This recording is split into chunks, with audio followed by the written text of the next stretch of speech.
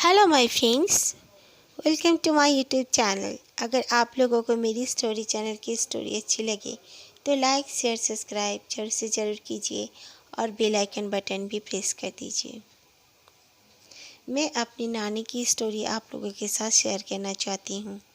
मेरे नानी नाना गांव में अपना अकेले ही रहा करते थे। मेरी माँ और मेरी मासी दोनों ही बहन हैं। उनके अलावा उनका और कोई औलाद नहीं है।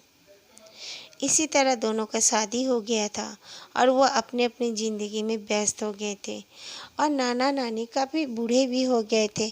मेरे नाना नानी का एक्चुअली बच्चा भी काफ़ी उम्र से ही हुआ था। शादी के करीब करीब 17 साल बाद मेरी मम्मी हुई थी और उसके 2 या 3 साल बाद मेरी मासी। तो वो लोग दोनों वहीं पे रहते थे गांव में। इनकी शादी वादी करा के वहाँ पे एक पेड़ अचानक से उगा, यानी कि बेर का पेड़ था। कुछ ही दिनों के अंदर वो पेड़ काफ़ी बड़ा हो गया। तो मेरी जो नानी थी वो बहुत खुश हुई कि इतनी जल्दी इतना बड़ा वो पेड़ बन गया है। वो बहुत खुश हुई बेर का। उन्हें बेर बहुत पसंद भी था। तो इसी तरह मेरी नानी एक दिन दोपहर के समय में मेरे नाना वो क्या किए थे, अपना काम से बाहर गए हुए थे। उनका अपना खेती बाड़ी का काम और फिर दुकानदारी का काम भी होता था। तो नानी अपना सब्जी काट रही थी। सब्जी काटते काटते देखती है कि एक आदमी, जो कि बूढ़ा आदमी, आकर बिल्कुल सफ़ेद एकदम बड़ा सा अपना सर में बांधा हुआ, बाल को पूरी तरह जटा से जैसे बांधते हैं, वह बहुत लंबे बाल जो बांधते हैं ऐसे वाइट पूरा पगड़ी जैसा उस बाल को बांधा हुआ है और काले काले कपड़ों में खड़ा हुआ है और अजीब सा भाषा में कुछ बोल रहा है नानी से। तो नानी चौंक गई कि दरवाज़ा तो बंद है, यह आदमी कैसे घुस गया अंदर। नानी ने पूछा, क्या चाहिए तुम्हें, तुम कौन हो? तो आदमी अचानक से वहाँ पे खड़े खड़े गायब हो गया। नानी ताज्जुब हो गई और चौंक गई कि यह आदमी कहाँ गया। सेकंड के अंदर यह आदमी गायब कैसे हो सकता है। नानी डर के मारे सब्जियों को वहीं पे फेंकी और अंदर चली गई। नाना जी जब आए तो नानी ने कहा सारी बातें। नाना बोले, पागल हो गई क्या, तू शायद सो रही थी, सपना देखी होगी। तो नानी ने इतना कुछ नहीं सोचा और उन लोग का जो वॉशरूम था उसके सामने बेर का पेड़ उगा था। नानी वॉशरूम जाने लगी। वो लोग वहीं पे रहते हैं सारी ज़िंदगी, तो कौन डरेगा। रात के समय में उनका वॉशरूम जो था बाहर ही था। तो वो चली गई नानी। जाने के बाद वो जब वापस आने लगी तो वो फिर से देखने लगी कि एक लड़का खड़ा है। लेकिन वो लड़का भी पगड़ी की तरह बंधा हुआ, अपना बाल जो था उसका ब्लैक था और ड्रेस वही सेम था, ब्लैक कलर का ही। और वो लड़का बोल रहा है कि बूढ़ी, ए बूढ़ी, मैं तुझसे प्यार करने लगा हूँ, तू मेरे साथ चल, तेरे बूढ़े को वरना मैं मार डालूँगा। तो बहुत ताज्जुब हो गई और बहुत ज़ोर ज़ोर से नानी चीखने लगी। तो मेरे नाना जी सुने उनकी आवाज़ और नाना जी चले आए उनके पास। आने के बाद नानी को कहा, क्या बात है, तुम इतना डर क्यों रही हो? तो नानी ने कहा, अभी अभी सुबह जो मैंने आदमी को देखा था उसी का जवान रूप मैंने अभी देखा। वो मुझे बोल रहा था कि मेरे साथ चल। तो नाना जी ने कहा, पागल हो गई है क्या, तो बुढ़ापे में सेठियाई गई होगी। नानी को काफ़ी बातें सुना दिया। नाना ने फिर कहा, चल सोएगी चल। उसके बाद सो गए दोनों और फिर सुबह वैसे नाना जी अपने काम पर चले गए। तो नानी बेचारी अपना काम धाम करने लगी और करते करते नानी देख रही है कि कोई घर में जैसे घूम रहा है और अचानक से उनके कमरे में चला गया। नानी सोची कि नाना आए होंगे ना क्या, फिर सोचने लगी दरवाज़ा तो बंद है, नाना कैसे आएंगे। तो वो एक डंडा पकड़ी हुई थी और फिर अपने दरवाजे के पीछे से एक डंडा उन्होंने लिया और फिर उसे मारने के लिए सोची कि कोई चोर और आया होगा। तो गई जब तो देखा कि वही लड़का, और वो हंस रहा था अंधेरे में। घर अंदर का घर थोड़ा अंधेरा ही टाइप का था। वो ना लड़का हंसने लगा और बोल रहा है कि तू क्या सोचती है, मैं तुझे बस ऐसे ही बोल रहा हूँ, नहीं नहीं, मैं तुझे वाकई में लेने आया हूँ और मैं तुझसे प्यार करने लगा हूँ। मैं तो तुझे लेकर ही जाऊँगा। देखना, तू बहुत खूबसूरत बुढ़ी है और तेरा पति जो है एकदम अच्छा नहीं दिखता, वो तो बुढ़ा हो चुका है, मर जाएगा, तू मेरे साथ चल। तो नानी काफ़ी ज़ोर से चिल्लाते हुए चीखते हुए बाहर निकल आई और आसपास के लोग कुछ थे बाहर, उन लोगों ने क्या हुआ बोलने लगे। तो नानी ने उनको सारी बातें बता दी। तो नाना को जल्दी से सबने बुलाया। नाना ने विश्वास करने लगे कि ऐसा तो कभी पहले नहीं की है, ज़रूर उसके साथ ऐसे कुछ हो रहा होगा।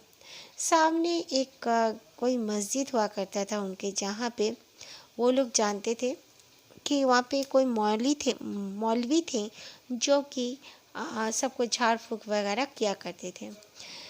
तो मेरे नाना नानी ऐसे धर्म वर्म इतना मानते नहीं हैं। बाय द वे उन लोग मस्जिद के पास से सबको आना जाना करते थे, तो उनसे जो भी खड़ा होता था उनसे उन लोग नमस्ते हाय हेलो किया भी कर लेते थे, उनके साथ मिलजुल कर ही रहते थे। तो वो लोग चले गए मौलवी के पास। वो मौलवी देखे और फिर उन्होंने कहा कि आपकी बीवी के ऊपर में एक जीन नासिक हो चुका है और वो इसे ले जाना चाहता है। तो मेरे नाना जी हंसने लगे और कहने लगे, पागल हो गए हैं क्या मौलवी जी आप, इतनी बूढ़ी को वो क्या करेगा ले जाके। तो बोले नहीं, मैं उसे हाजिर करूँगा, देखना चाहते हो। तो बोले हाँ। तो बोले शाम के समय में 7 नींबू ला कर रखना, ऐसे ऐसे कुछ सामान मंगाने बोले, और मैं तेरे घर पे आता हूँ। बोले ठीक है। तो शाम के समय में वाकई में मौलवी जी आए, अपने और 2 चेलों को भी अपने साथ लेकर आए थे। तो वो लोगों ने कुछ गोल गोल सा वहाँ पर गुंडी जैसे जो बोलते सर्कल सा कुछ उन लोगों ने लगाया वहाँ पर। उसके बाद एक सर्कल में नानी को बैठा दिया, एक सर्कल में नाना जी को, और एक सर्कल में वो लोग खुद बैठ गए। उसके बाद कुछ पढ़ाई किए। पढ़ाई करने के बाद नानी के ऊपर में पानी फेंका। पानी फेंकते ही नानी चीखने लगी और चिल्लाते हुए बोली, हाँ मैं इस बूढ़ी को लेकर जाऊंगा, तू कुछ नहीं कर सकता, और ये बूढ़े को मारते हुए जाऊंगा। तो वो मौलवी जी हंसने लगे और कहा कि ये तो तेरे अम्मा की उम्र की है, तू तो इतना जवान है, फिर तू इसके पीछे क्यों पड़ा हुआ है, और तुझे शर्म नहीं आता, तू नहीं जानता है ये एक हिंदू घर की औरत है। तो वो बोलने लगा, ओ हिंदू हिंदू मैं कुछ नहीं जानता, मुझे कोई धर्म से कुछ लेना देना नहीं है, मुझे ये बूढ़ी औरत काफ़ी खूबसूरत लगी है, तो मैं इसे अपने साथ ज़रूर लेकर जाऊंगा। ये हमेशा सुबह से रात तक मैं देखता हूँ उसका पति नहीं रहता है और ये अकेली ही घर पर रहती है। इसका खामत हमेशा बाहर में रहता है अपने काम की वजह से। इसके पास ना कोई ज़्यादा आता है ना कुछ, ना ही ये बाहर जाती है, ये हमेशा यहीं पे रहती है। इसीलिए तो ये पेड़ जो है बेर का पेड़, उसे मैंने ही यहाँ पर उगाया है, मैं खुद यहाँ पे रहूँगा और इस औरत को अपने सामने देखता रहूँगा। तो वो बोले कि नहीं, तेरा ये पेड़ भी मैं जला दूँगा और तुझे भी मार डालूँगा। मौलवी जी ने कहा, तो वो बोला कि नहीं, तू मुझे कुछ नहीं कर सकता है, करके बता। तो मौलवी जी ने कहा कि ये 7 जो नींबू है 7 दिन के लिए काट कर एक बायां तरफ एक दायां तरफ फेंकना पड़ेगा, उसके बाद ही ये यहाँ से जा सकता है और फिर इस पेड़ को हम आकर जला देंगे। तो कहा ठीक है, और फिर नानी माँ को एक ताबीज़ भी दे दिया। कहा कि ताबीज़ ले लो और तुम कोशिश करो कि तुम्हारे पास आकर कोई रहे। तो नानी माँ ने जल्दी से जल्दी मेरी मम्मी को बुला लिया। मेरी मम्मी मैं हम लोग सब नानी माँ के पास चले गए और फिर वहाँ पर रहने लगे। नानी काफ़ी डरने लगी थी और बात बात पर नानी चीखती थी। फिर भी मेरी नानी इतना कुछ करने के बावजूद झाड़ फूँक का जो 5 दिन के अंदर ही नानी का डेथ हो जाता है। और हम लोग काफ़ी रो रहे हैं कि ये क्या हो गया अचानक नानी को, क्योंकि ना ही बीमार थी ना ही कुछ हुआ था उनको, उसके बावजूद वो इस तरह मर गई। सोचकर हम बहुत दुखी हुए, मेरे नानू भी काफ़ी दुखी हो गए थे। उसके बाद नानी तो डेथ हो गई है ये जानकर सबने हॉस्पिटल में ले गया, उनको डिक्लेयर कर दिया गया कि हाँ ये नहीं रही। फिर हम लोगों ने जो भी उनका दाह संस्कार होता है सारे करके घर के अंदर हम लोग वापस आ गए। फिर नाना जी तो मतलब वो सोचने के लिए विश्वास ही नहीं कर पा रहे थे कि नानी इस तरह चली गई। 2 या 3 दिन के बाद नाना जी फिर से एक बार वो मौलवी जी के पास गए। मौलवी जी को कहा कि मौलवी जी वो तो नहीं रही, ऐसे ऐसे। तो मौलवी जी बोले कि ये हो ही नहीं सकता कि वो नहीं रही, ये इम्पॉसिबल है, ऐसे कैसे हो सकता है, मैंने उसको दिया था ताबीज़, उसमें वो उसे कुछ नहीं कर सकता था।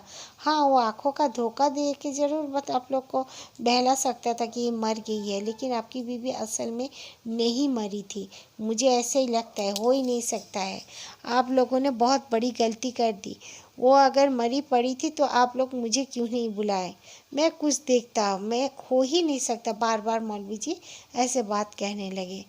तो फिर क्या करते, नाना जी वापस आ गए। उसी रात नाना जी अपने वॉशरूम से लौट रहे थे तो दरवाजे के सामने देखते हैं कि नानी खड़ी है, और नानी खड़ी होकर रो रही है और वो नाना को बता रही है कि आप मेरे पति होकर भी मुझे बचा नहीं पाए। यही नहीं, मैं जिंदा थी, मैं सब सुन रही थी, मैं सब देख रही थी, लेकिन ना जाने क्यों मूर्छित पड़ी हुई थी। आप लोगों ने मुझे मार डाला, मुझे जिंदा डाला, मार डाला। मतलब मैं जिंदा थी और आप लोगों ने मुझे जिंदा ही जला दिया। ऐसे बोल बोल के नानी रो रही थी।